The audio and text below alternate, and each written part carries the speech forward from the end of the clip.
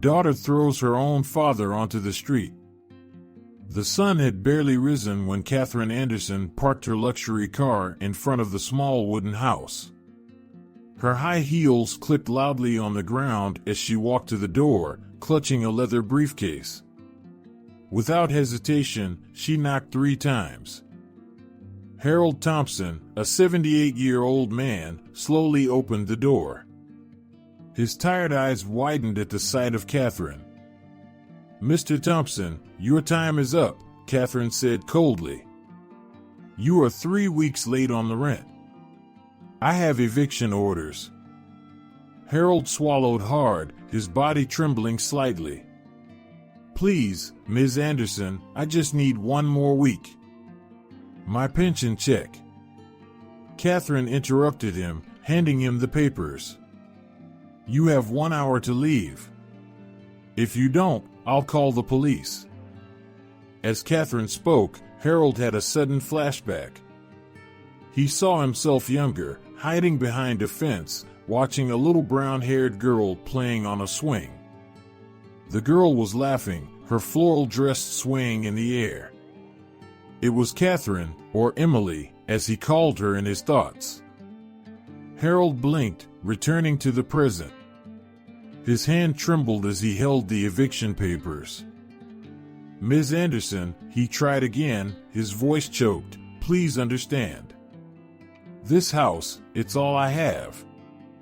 For a moment, Harold remembered that terrible day, so many years ago. The day when, heartbroken, he handed his newborn daughter to a wealthy couple. He had just lost his wife in childbirth and couldn't afford to raise a baby. It was the hardest decision of his life. Catherine glanced at her wristwatch, impatient. "Mr. Thompson, I don't have time for this. Rules are rules. You knew the conditions when you rented the property." Harold tried once more, "But it's almost winter. Where will I go?" "That's not my problem," Catherine replied, her voice as cold as ice. "Perhaps you should have thought of that before you delayed the rent."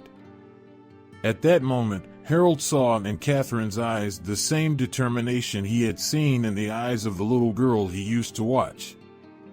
But now, that determination was mixed with something else, coldness and indifference. 1 hour, Mr. Thompson," Catherine repeated, turning to leave. "Not a minute more." Harold stood at the door, holding the eviction papers. Silent tears streamed down his wrinkled face. Slowly, he turned and entered the house. With trembling hands, Harold began to gather his few belongings. Old clothes, some photos, an antique watch. Each object brought a memory, a piece of his lonely life. While packing a small suitcase, his fingers touched something cold and metallic at the bottom of the drawer. It was the ring. The ring he had made so many years ago, with his daughter's name engraved on it. Emily. He slipped it on his finger, feeling its familiar weight. Outside, Catherine waited impatiently in her car. She glanced at the house from time to time, checking the time repeatedly. Exactly 1 hour later, Harold walked out the front door. He carried a worn suitcase and a plastic bag with some belongings. His shoulders were slumped, defeated. Catherine got out of her car. "The keys, please," she demanded, extending her hand. Harold looked at the house one last time. So many memories, so many years. With a deep sigh, he handed the keys to Catherine. "Thank you for your time here, Mr. Thompson," said Catherine, her voice emotionless. "Good luck."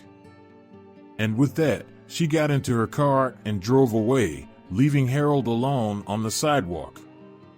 The elderly man stood there for a long time, holding his suitcase and bag, the ring heavy on his finger.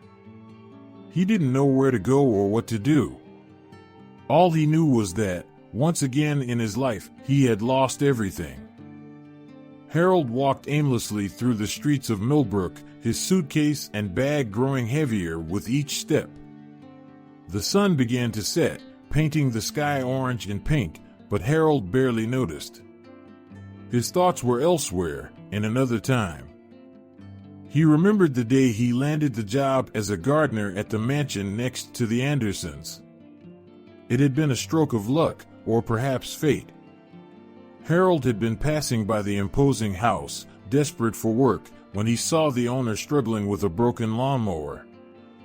"Can I help, sir?" Harold asked timidly. The man, Mr. Jenkins, looked at him skeptically but nodded. Harold, who always had a knack for machinery, fixed the mower in minutes. "Are you looking for a job?" Mr. Jenkins asked, impressed. And so, Harold became the gardener of the Jenkins mansion, right next to where his daughter, Emily, now named Catherine, was growing up. As he walked through the darkening streets, Harold found himself back on that first day of work. He trimmed the grass, pruned the bushes, and planted colorful flowers. And then he saw her. Catherine, just 5 years old, playing in the yard next door. His heart nearly stopped.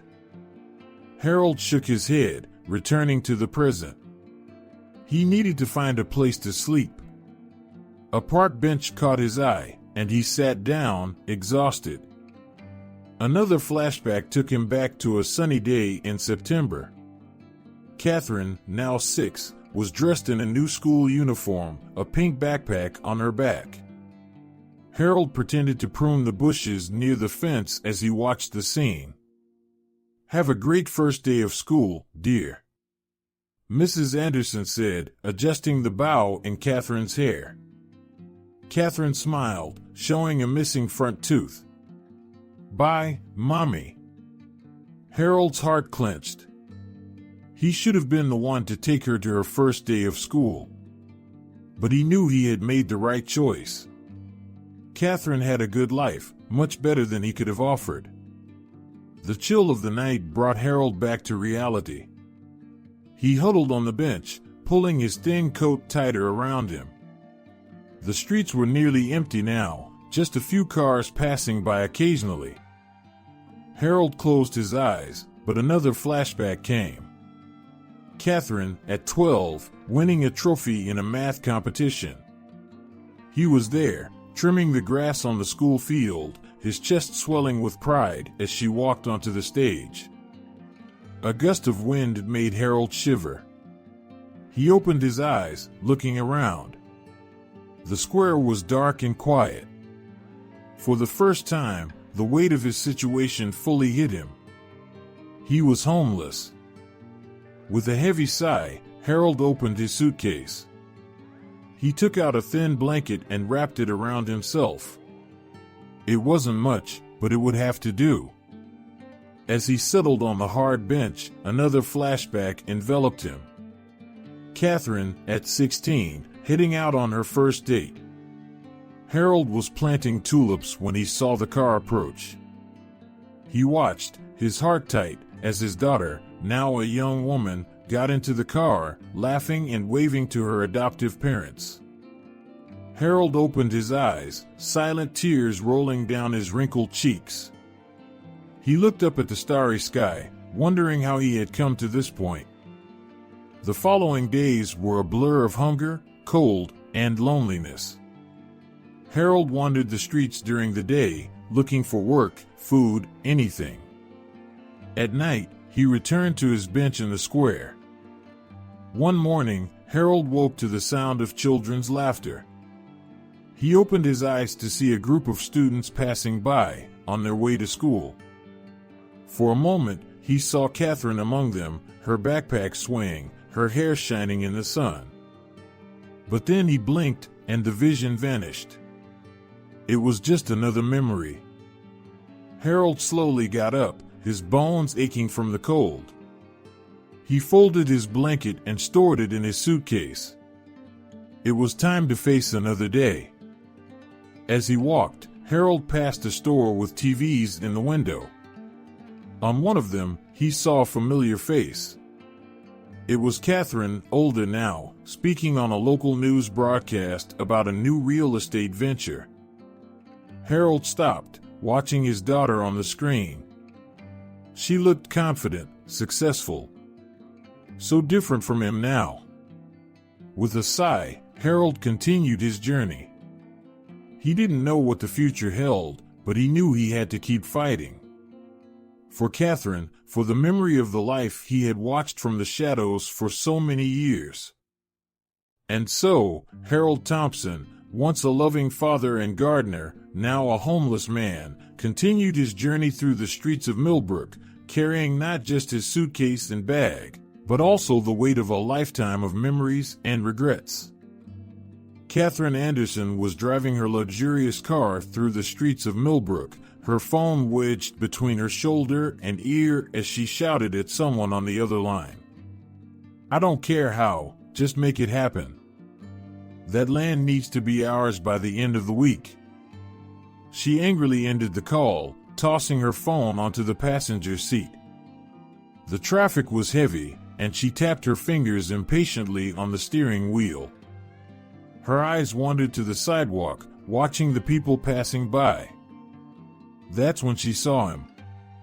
An elderly man, with unkempt gray hair and worn clothes, sitting on the sidewalk with a small sign asking for help. For a moment, their eyes met, and Catherine felt a strange pang in her chest. She shook her head, dismissing the feeling. "Focus, Catherine," she murmured to herself. The light turned green, and she sped off, leaving the old man behind. But something bothered her. The image of the elderly man lingered in her mind. His eyes, why did they look so familiar? Without fully understanding why, Catherine made a U-turn at the next corner. She drove back slowly, looking for the man. There he was, still sitting in the same place. Catherine parked her car and got out, hesitant. She approached the old man, who looked up at her with a mix of hope and apprehension. "Hello," said Catherine, her voice softer than usual. I don't know why I came back, but..." That's when she noticed it. On the trembling man's finger was a ring. A ring that she knew all too well. Identical to the one she wore, a gift from her adoptive parents, supposedly left by her biological ones. Shock hit her like a lightning bolt. Catherine staggered back, her eyes wide and fixed on the ring. "That ring," she whispered, her voice shaking. "Where did you get it?" The old man looked at the ring, then back at Catherine. His face turned pale. "Please," Catherine said, kneeling beside him. "I need to know. Does that ring have a name engraved on it?" The man hesitated, then nodded slowly. "Yes," he said, his voice hoarse. "It has the name Emily engraved on it." Catherine felt her heart race. Her hands trembled as she gently held Harold's arm. Her eyes, filled with a mix of fear and hope, fixed on his. "Please," she pleaded, her voice almost a whisper. "This ring, it's identical to mine. Every detail, every scratch. And the name Emily." She paused, swallowing hard. "My adoptive parents told me that was my birth name. A part of me I never knew." Catherine took a deep breath, gathering courage.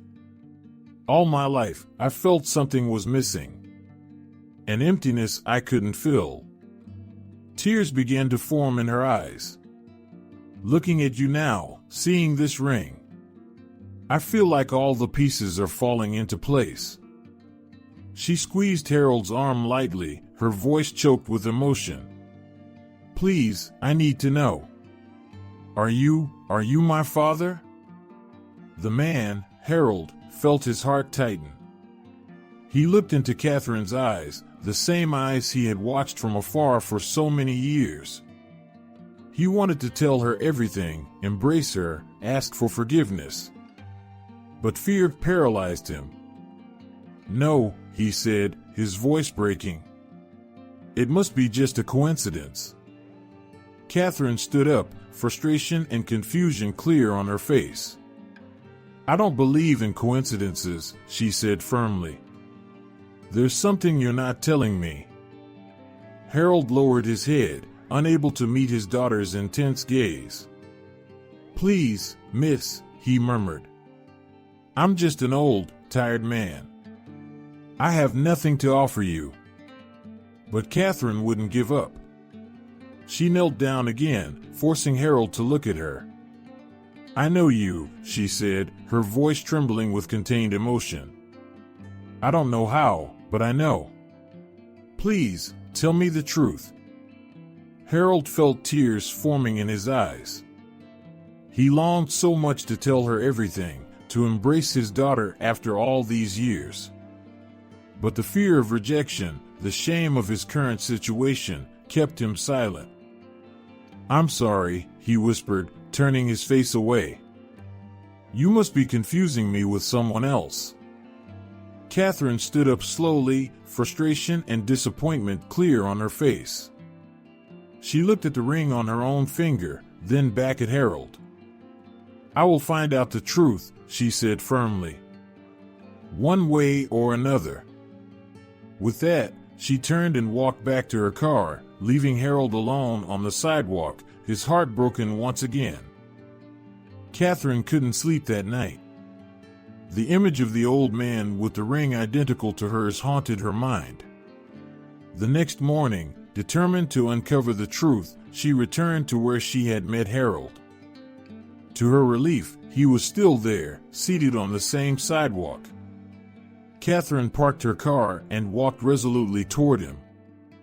"We need to talk," she said, her voice firm but trembling. "I need to know the truth. All of it." Harold looked at her, his weary eyes filled with pain and resignation. He sighed deeply. "All right," he murmured softly. "You deserve to know." Catherine sat beside him on the sidewalk, ignoring the curious glances of passers-by. Harold began to speak, his voice choked with emotion. 45 years ago, he began, I was a different man. Young, full of dreams. Your mother and I were so happy. Harold closed his eyes, lost in memory. But then, on the day you were born, everything changed. Your mother, she didn't survive the childbirth. Catherine felt her heart clench. She had never known the details of her adoption. Harold continued, his voice shaking. I was alone, jobless, penniless. How could I care for a baby? It was the hardest decision of my life, but I knew I couldn't give you the life you deserved. He described the day he gave Emily up for adoption. How he held her for the last time, kissing her forehead gently. How he placed the ring in a small envelope, a final keepsake for his daughter. I watched you grow up, you know? Harold said, a sad smile on his face. I got a job as a gardener at the house next door to the Andersons. Every day, I could see you play, laugh, grow. Catherine was in shock. Memories of her childhood flashed through her mind, the old gardener who was always around, smiling kindly at her. Why didn't you ever say anything? She asked, her voice barely above a whisper. Harold shook his head. You had a good life, loving parents. Who was I to interfere? Just an old gardener with nothing to offer. Catherine felt a wave of conflicting emotions. Anger at being abandoned, sadness for Harold's story, confusion about everything she believed about her life. You watched me all this time, she asked, her voice rising. Saw my first steps, my first day of school, my graduation, and you never said anything? Harold lowered his head, tears streaming down his wrinkled cheeks. I wanted to protect you, to give you a chance at a better life. Catherine stood up abruptly, her body shaking. You had no right, she said, her voice cold. You had no right to make that decision for me. She began to walk away, then stopped and turned around. All these years, I could have known you, could have had a father. Harold reached out his trembling hand toward her. Catherine, please. But she was already walking away, rushing to her car. Harold remained seated on the sidewalk, watching his daughter leave once again. Catherine drove aimlessly, tears blurring her vision. Her entire life, everything she believed about herself, had been turned upside down. She parked in an empty park and finally let the tears fall freely.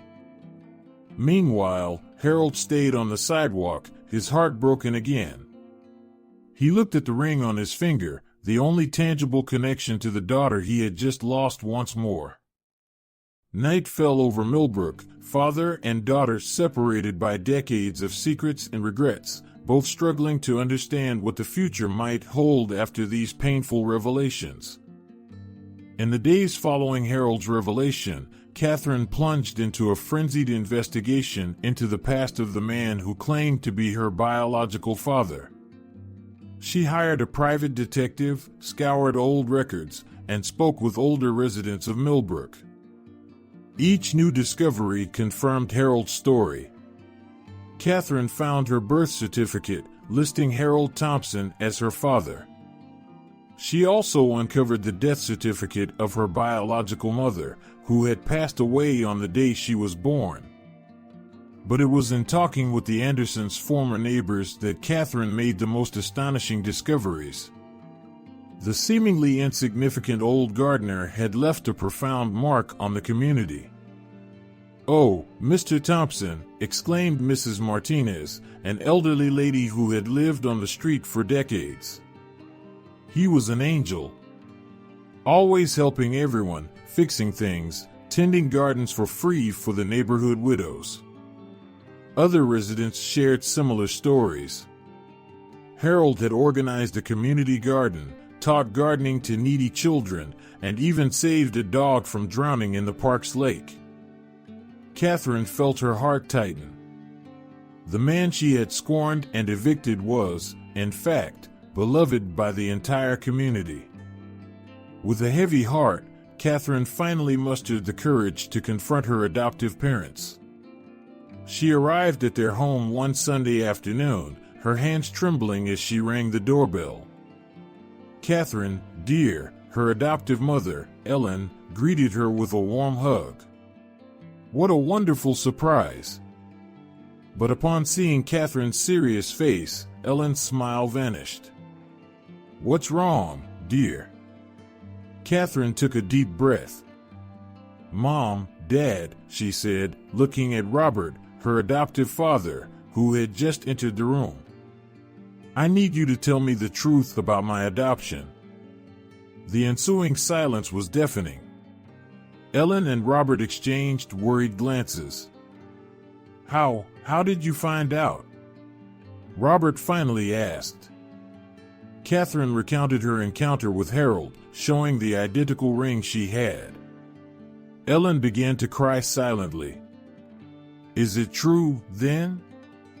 Catherine asked, her voice trembling. Is Harold Thompson my biological father? Ellen nodded, wiping away her tears. Yes, dear. We always wanted to tell you, but... Catherine suddenly remembered a scene from her childhood. She was 8 and playing in the garden when she overheard her parents arguing on the porch. She has the right to know, Ellen. Robert said, exasperated. But what if she wants to meet him? What if she leaves us? Ellen replied, crying.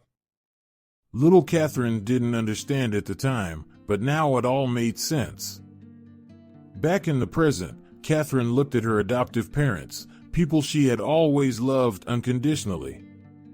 Why didn't you ever tell me? Robert sighed deeply. At first, you were too young. Then, well, it became increasingly difficult to find the right moment. Ellen took Catherine's hand. We love you so much, dear. We were afraid of losing you. Catherine felt tears streaming down her face. I love you too, she said softly. Nothing will change that. But as she hugged her adoptive parents, Catherine felt her entire world transforming. Her entire life, her choices, her values, everything seemed to be under a new light. She thought of Harold, the father who sacrificed everything to give her a better life.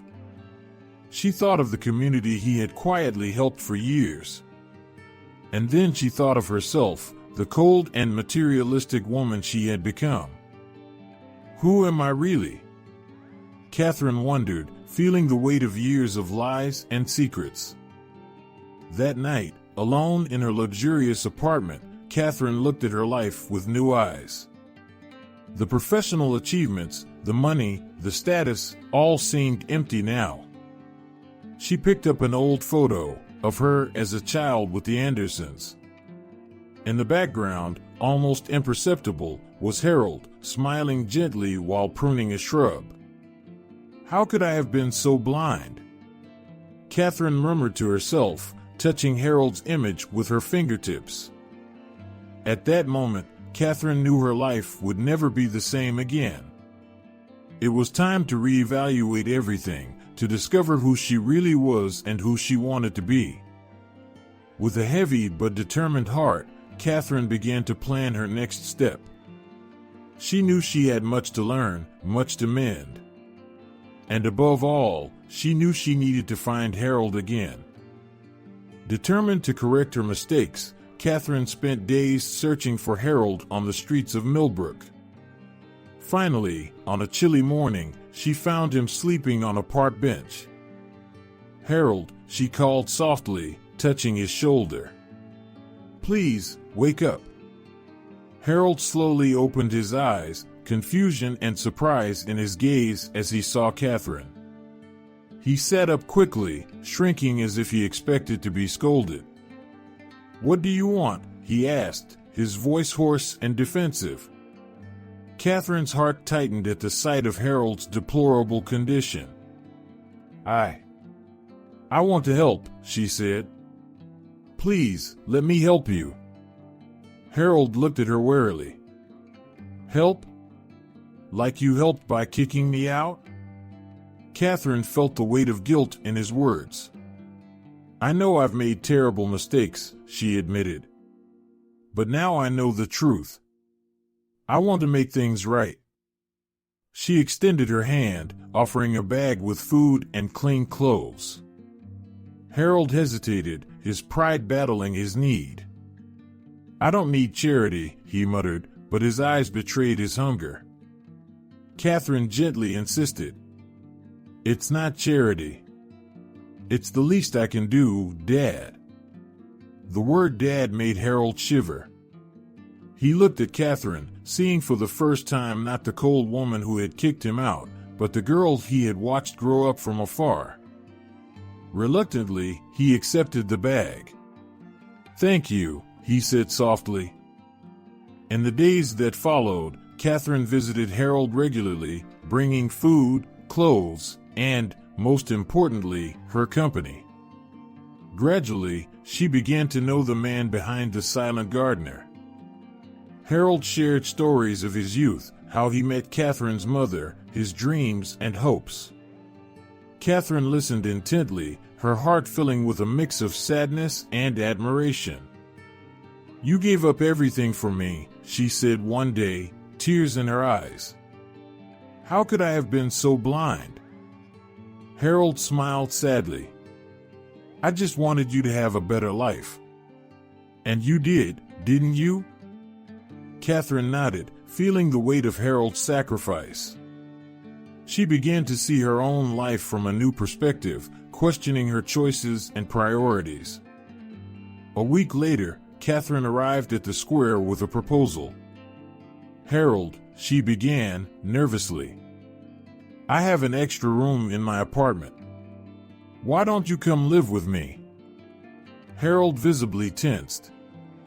Live with you? Yes, Catherine insisted. You can't keep staying on the streets. It's getting colder every day. But Harold backed away. I can't accept that, he said firmly. Why not? Catherine asked, frustration growing in her voice. I want to help. You don't understand, Harold replied, his voice trembling. I've spent decades watching you from afar, dreaming of the day we could be a family. But now it's too late. It's never too late, Catherine argued, tears in her eyes. Harold shook his head. I'm just a broken old man, Catherine. I can't come into your life now and pretend everything is all right. You have your own life, your career. I'd just be in the way. But I want you in my life. Catherine exclaimed, frustration and pain in her voice. Harold stood up, his posture revealing years of pain and resignation. I appreciate your kindness, Catherine. But I'd rather stay here. It's simpler this way. Catherine felt as if she'd been slapped. She had imagined that once she offered help, everything would resolve itself. But the reality was far more complicated. Please, Harold, she pleaded one last time. Let me take care of you. But Harold just smiled sadly. You are taking care of me, my daughter. More than you realize. With that, he turned and walked away slowly, leaving Catherine alone on the bench, fighting back tears of frustration and helplessness. As she watched Harold walk away, Catherine realized that the reconciliation she hoped for wouldn't be simple. Years of separation and pain couldn't be erased overnight. She would need to be patient, persistent, and, above all, learn to respect Harold's boundaries. With a heavy heart but determined not to give up, Catherine began to think of new ways to help her father, even from a distance. The journey would be long and difficult, but she was willing to travel it, one small step at a time. Frustrated yet determined to understand Harold's situation better, Catherine decided to volunteer at a local shelter for the homeless. On her first day, she arrived nervous, unsure of what to expect. Welcome to Hope Shelter, said Sarah, the coordinator. We're always in need of extra hands. You can start by helping serve breakfast. Catherine nodded, donning an apron. As she served, she observed the weary faces before her. Each had a story, she realized. Over the weeks, Catherine got to know the shelter's regulars. There was Tom, a veteran battling PTSD, Maria, a single mother who lost everything after a severe illness, and Jack, a young man who fled home due to abuse. You know, dear, said a lady named Rose, as Catherine assisted her with her medication, most people here never imagined ending up like this. Life can change in the blink of an eye. Those words resonated deeply with Catherine. She thought of Harold, how his life had drastically changed on the day she was born. One day, Catherine overheard Jack talking about his fear of accepting help from his aunt. What if she gets tired of me? What if I'm not good enough? He said, tears in his eyes. Catherine realized that these same fears probably haunted Harold. The fear of not being enough, of being a burden. Armed with this new understanding, Catherine decided to approach Harold again. She found him on his usual bench in the park. Hi, Harold, she said softly, sitting beside him. Harold looked at her warily. Hello, Catherine. Catherine took a deep breath. I want to apologize. Sincerely. Harold frowned, surprised. Apologies? Yes, continued Catherine, her voice choked. For the eviction. For being so cold and businesslike. I was so focused on business and profits that I forgot to be human. Tears began streaming down Catherine's face. I had no idea what you went through, the sacrifices you made for me. And yet, when you needed help, I turned my back on you. Harold was silent, absorbing her words. I understand now, she continued, that I can't just fix everything at once. That you have your fears and hesitations. And I respect that. Catherine gently took Harold's hand. But I want you to know that I'm here. Not because I feel obliged, but because I want to know my father. The man who gave up everything for me. Harold felt his own tears forming. Catherine, he said gently, you don't have to. I do, she interrupted gently. I need you to know that I'm sorry and that I'm trying to be a better person. For you, for me, for all the people I've ignored for so long. Harold looked into his daughter's eyes, seeing sincerity and genuine remorse. Slowly, he squeezed her hand back. Thank you, he said simply, his voice laden with emotion. Catherine smiled through the tears. Can we try again? No pressure, no expectations. Just getting to know each other? Harold hesitated for a moment, then nodded slowly. I think I'd like that. They sat in silence for a while, hands still joined, watching the park around them. It was a small step, but a significant one. In the days that followed, Catherine continued visiting Harold regularly. They'd share coffee and talk about simple things, the weather, the flowers in the park, memories of her childhood that Harold had secretly cherished. Harold still maintained a certain emotional distance. Years of loneliness and fear wouldn't disappear overnight. But Catherine noticed small changes, a more frequent smile, a more relaxed posture. One day, as they shared a sandwich, Harold hesitantly said, You know, I always wanted to tell you about the roses I planted when you were born. Catherine felt her heart race. It was the first time Harold had voluntarily shared a memory. I'd love to hear about it, she replied softly. As Harold told the story, Catherine realized that they were, slowly but surely, building a bridge over the chasm that had separated them for so many years. The road ahead would still be long, but now there was hope. Catherine sat in the doctor's office, her heart racing as she awaited the results.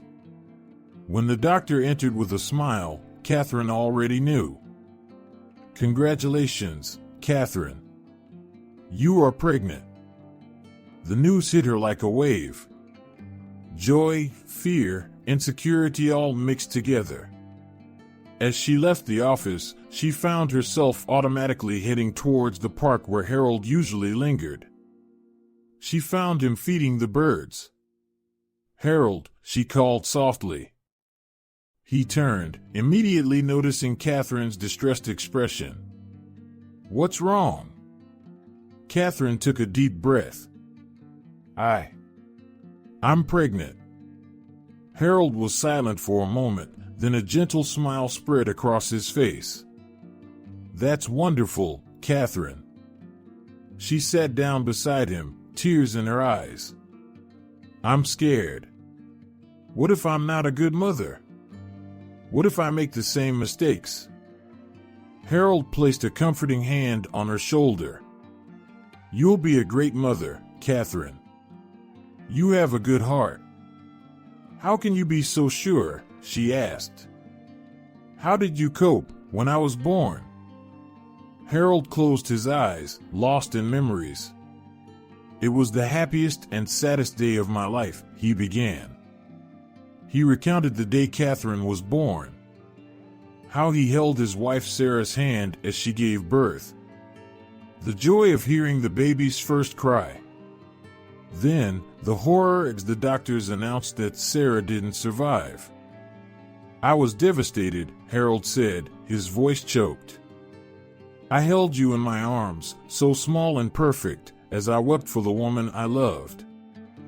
Catherine listened, silent tears streaming down her face. But then, Harold continued, you opened your little eyes and looked at me. And in that moment, I knew I'd do anything for you. Catherine held Harold's hand. Is that why you gave me up for adoption? Out of love? Harold nodded. I wanted you to have everything I couldn't provide. It was the hardest decision of my life. For the first time, Catherine truly understood Harold's sacrifice. The unconditional love that led him to give up his own happiness for her sake.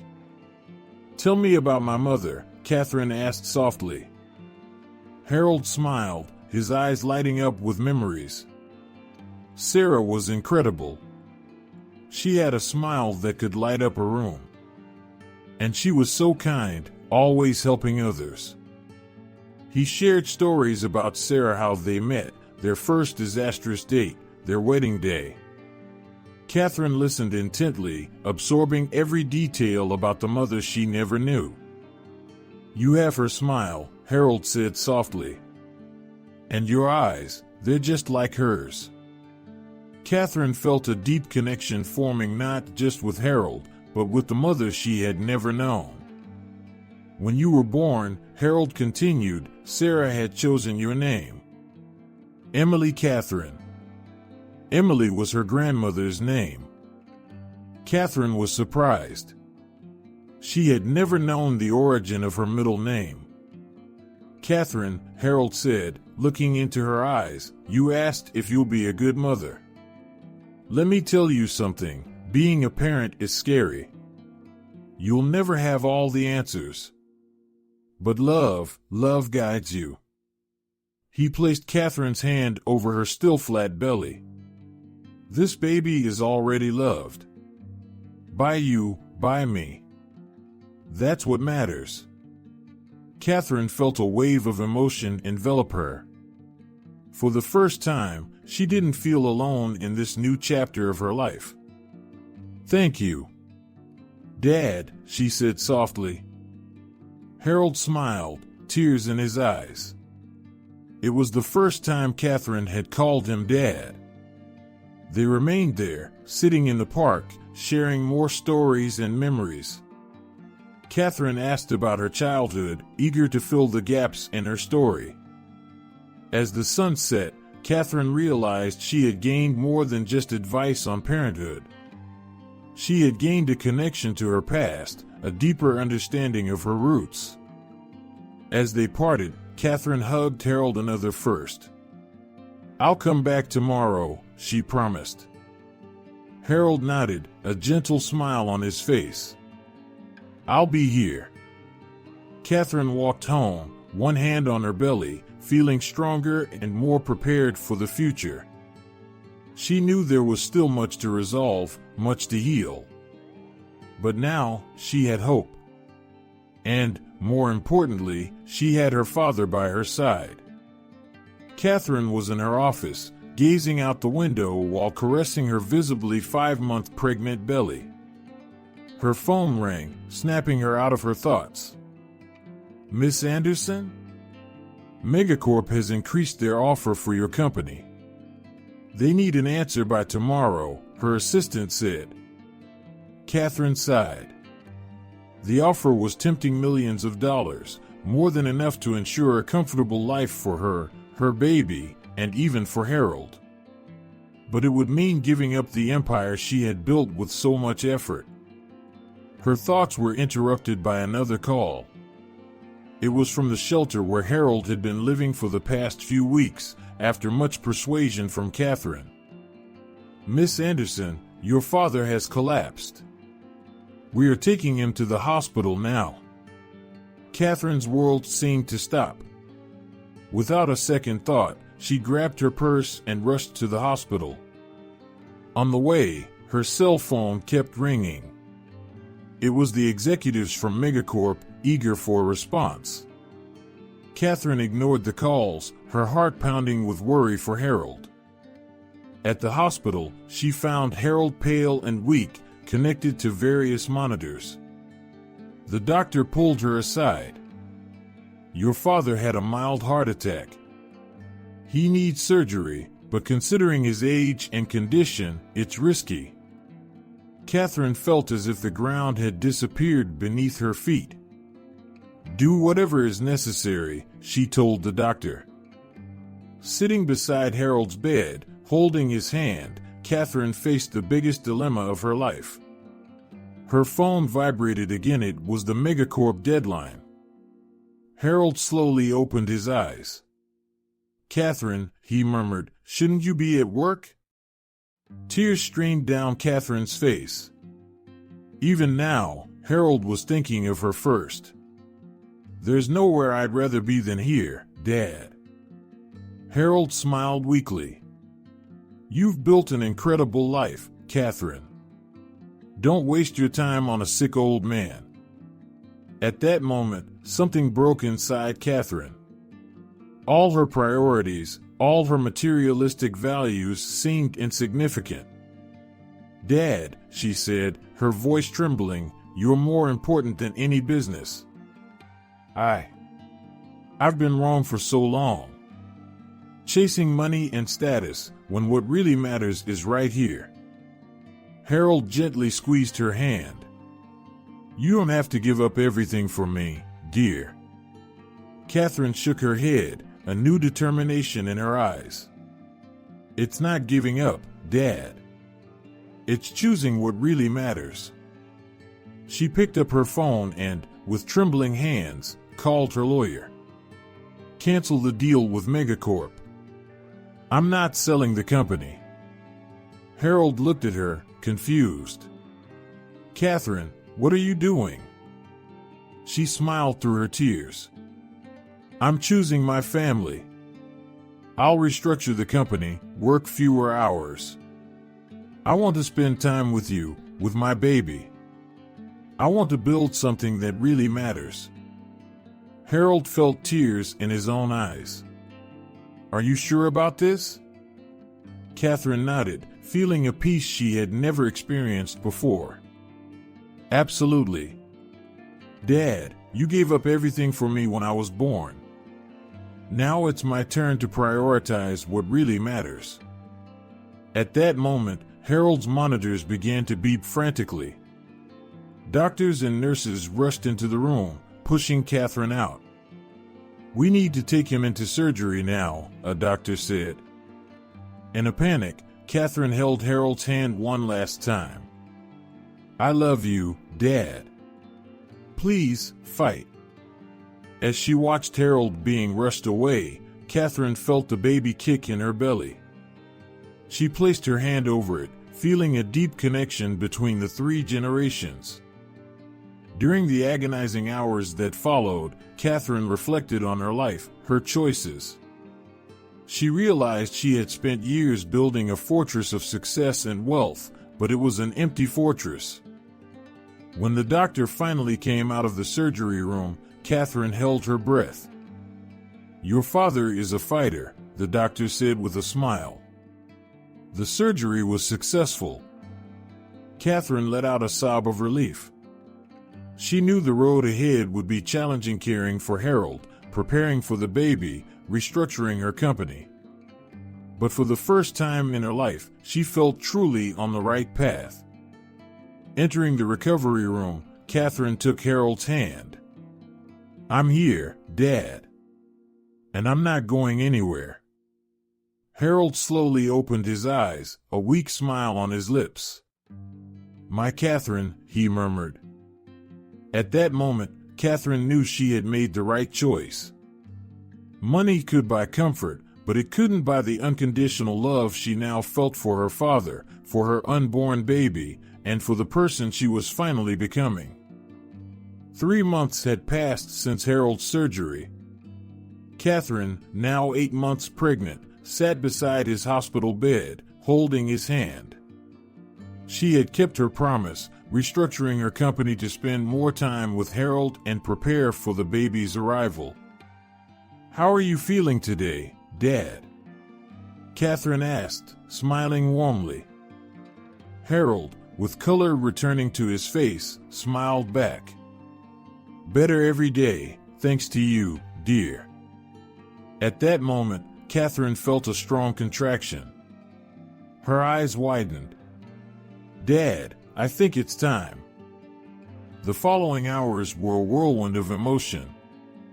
Harold, still recovering, couldn't be in the delivery room, but he waited anxiously for news. Finally, Catherine entered his room, carrying a small bundle.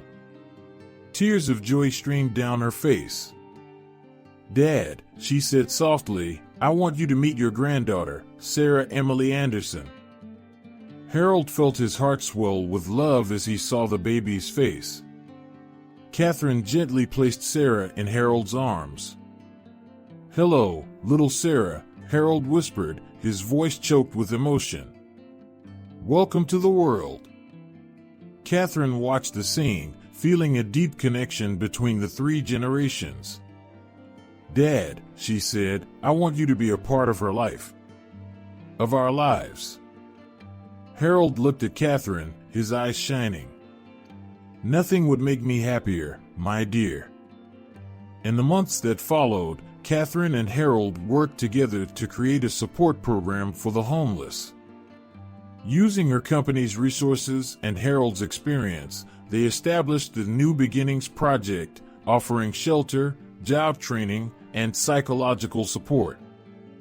A year later, Catherine was in her new office, much smaller than the previous one, but with a photo of Sarah and Harold prominently displayed on the desk.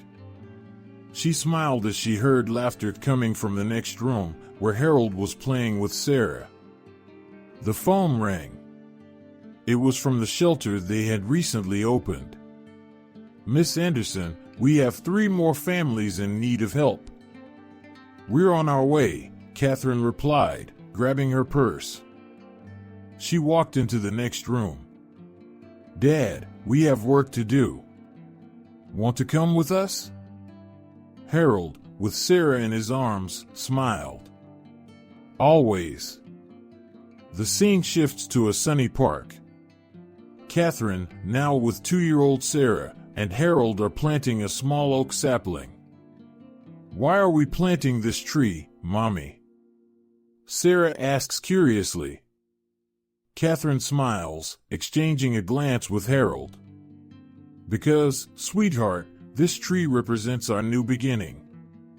It will grow strong and beautiful, just like our family." Harold places the final shovel of dirt around the sapling. "And just as this tree needs care to grow, we also need to take care of each other and those around us." Catherine takes Sarah's hand and Harold's. "Exactly. And that's what our family does now. We help people have their own new beginnings." As they watch the small tree, Catherine reflects on the journey that brought them there: the eviction, the revelation, the forgiveness, and finally, the redemption. "You know, Sarah," Catherine says softly, "there was a time when Mommy was lost. But your grandpa taught me the true meaning of love and forgiveness." Harold smiles, tears in his eyes. "And you taught me that it's never too late to start over, to do the right thing." Sarah looks at the two of them, not fully understanding, but feeling the love that binds them together. Catherine kneels down, bringing herself to Sarah's eye level. "Always remember, my love, money and success are good, but what really matters is the love we give and receive." Harold places a hand on Catherine's shoulder. "And that forgiveness has the power to heal even the deepest wounds." As the sun sets, casting a golden glow over the park, the small family stands united around the newly planted tree. It is an image of hope, new beginnings, and the transformative power of unconditional love. Catherine looks up at the sky, thinking of her mother, Sarah, and smiles. She finally understands the true meaning of family and the legacy she wants to leave for her daughter. "Thank you, Dad," she whispers, squeezing Harold's hand. Harold smiles back, his heart full. "Thank you, my Catherine, for giving me a second chance." And so, under the starry sky, 3 generations, united by love and forgiveness, look to the future with hope and gratitude, ready to face any challenge, together. I hope you enjoyed today's story. Don't forget to like the video and subscribe to the channel so you don't miss any of our heartwarming stories. Share it with your friends so they can be moved too, and let us know what you think in the comments. We want to hear your thoughts and suggestions to keep bringing you content that touches the heart.